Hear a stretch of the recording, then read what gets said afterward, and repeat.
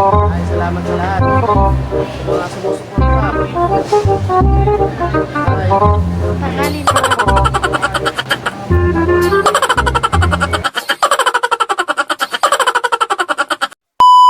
Hello mga kabisngi, magandang araw po sa atin lahat. Panibagong araw na naman at panibagong kwento ng ating buhay at hanap buhay. Ako sa vlog na ito habang ipinapakita natin ang mga nakaganapan dito sa paligid. May mga pagkakataon sa buhay na kahit tahimik ang paligid, may kung anong bigat tayong nararamdaman sa loob. Tayo mapakali, hindi makapokus at parang may kulang kahit hindi natin alam kung ano iyon. Minsan dala ito ng mga problemang hindi natin masasabi sa iba, mga pangarap na hindi natin naaabot, pagsubok na tahimik natin pinapasan araw-araw. Tandaan natin na normal lang ang pakiramdam ng ganito. Sa lahat ng oras magiging maayos ang takbo ng ating buhay. May mga araw na puno ng saya at may mga araw din puno ng pag-alala. Ang mahalaga hindi tayo sumusuko sa kabila ng mga nararamdaman natin. Pag hindi ka mapalagay, subukan mong balikan ang mga biyayang mayroon ka. Sipin mo ang mga pagsubok na nalampasan mo noon. Kakayanin mo rin ang mga hamon na hinaharap mo ngayon. Di man agad makikita ang solusyon, darating din ang tamang panahon at pagkakataon. Tuloy lang sa pagbangon araw-araw. Huwag hayaang kainin ng pag-alala ang iyong pag-asa. At pagbangon araw ay may dalang panibagong pagkakataon para magsimula muli at matuto maging mas matatag.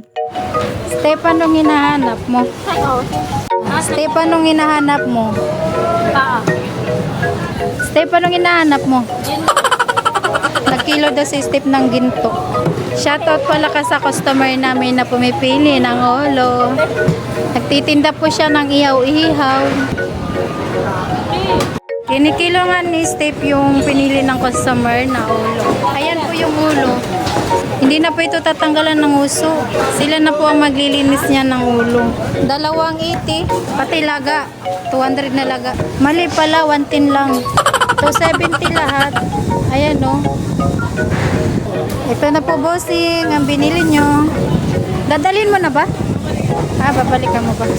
Ito na pong bayad ng customer namin bumili.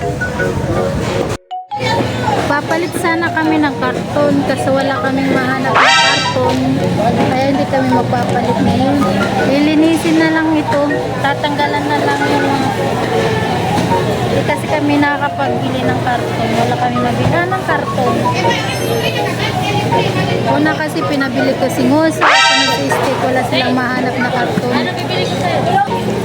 Sige, sumayaw ka lang, stick.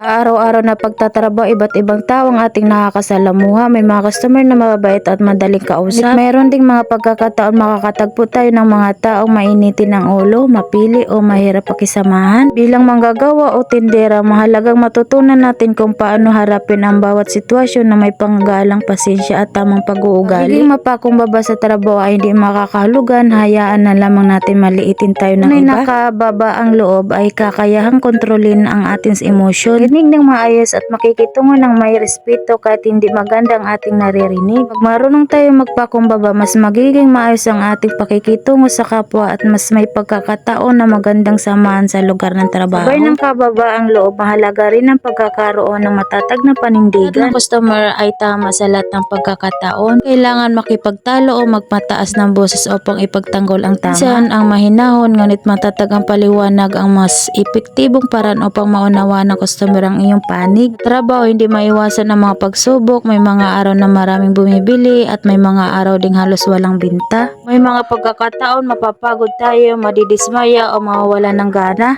Nagsasara na sila, paring Eder. Shoutout kay paring Eder. Hi, paring Eder. Ay, salamat sa lahat. Sa mga sumusuporta. Ay. Ay.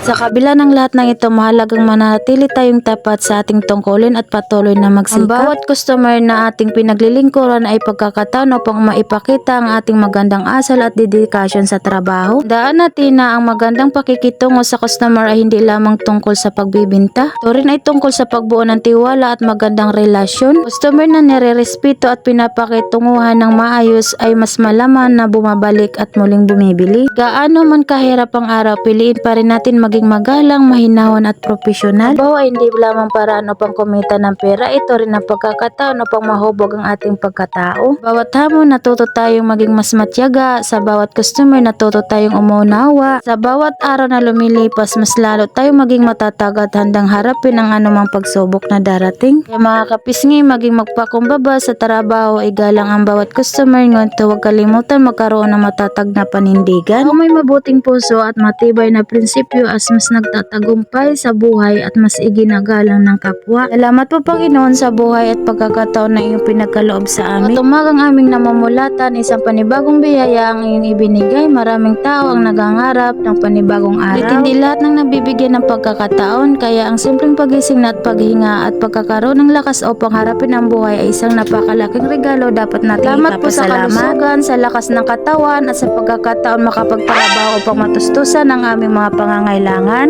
May mga pagsubok, pagod at mga araw na tila mabigat ang lahat, patuloy mo kaming ginagabayan at binibigyan ng dahilan upang magpatuloy. Salamat po sa mga taong aming nakakasama araw-araw sa aming pamilya, mga kaibigan at mga taong naging bahagi ng aming paglalakbay sa buhay. Sa bawat hamon na aming nalalampasan, mas lalo naming maunawaan ang kahalagahan ng pananampalataya, sipag, tiyaga at papasalamat. Noon, turuan mo kaming maging mapangkumbaba sa panahon ng tagumpay at maging matatag sa panahon ng pagsubok.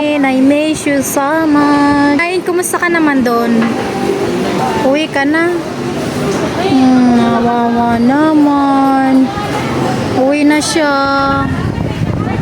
Bye-bye, ingat! Maraming salamat po sa inyong panonood at walang sawang suporta. Huwag kalimutan mag-like, mag-share at mag-subscribe. Samahan niyo ako sa ating mga susunod na kwentuhan, makipagsapalaran sa buhay. Maraming po salamat sa buhay Panginoon, sa kalakasan at gabay niyong pinagkaloob araw-araw hanggang sa muli mga kapisngi. Ingat po kayo lahat.